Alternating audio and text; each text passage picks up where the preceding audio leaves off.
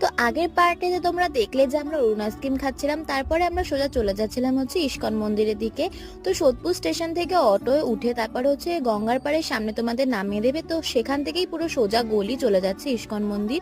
পুরো রাস্তার উপরেই তোমরা দেখতে পাবে যে ইস্কন মন্দিরটা রয়েছে, তোমরা যে কাউকে জিজ্ঞেস করলে সবাই দেখিয়ে দেবে।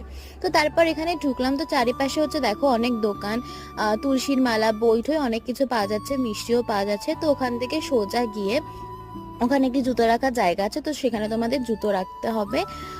তো 5 টাকা বা 10 টাকা হয়তো নেয়। তারপরে হচ্ছে দেখো এখানে একজন বক্তৃতা দিচ্ছিল, তো সেখানেই সবাই মিলে বসে বসে শুনছিল। তো আমরা সোজা চলে গেছিলাম হচ্ছে গঙ্গার পাড়ে, আর বসে বসে গঙ্গাটা দেখছিলাম। আর এখান থেকে হচ্ছে স্টিমার যাচ্ছিল, তো খুবই ভালো লাগছিল দেখতে। আর অনেক মশা ছিল ওখানে। তো যাই হোক, এখানে বসে আমরা সুন্দর টাইম স্পেন্ড করলাম। তারপরে আমরা সোজা চলে গেলাম হচ্ছে সোদপুরে ডি বাপিটাতে। তো ডি বাপিতে গিয়ে আমরা অনেক কিছু খেয়েছি। তো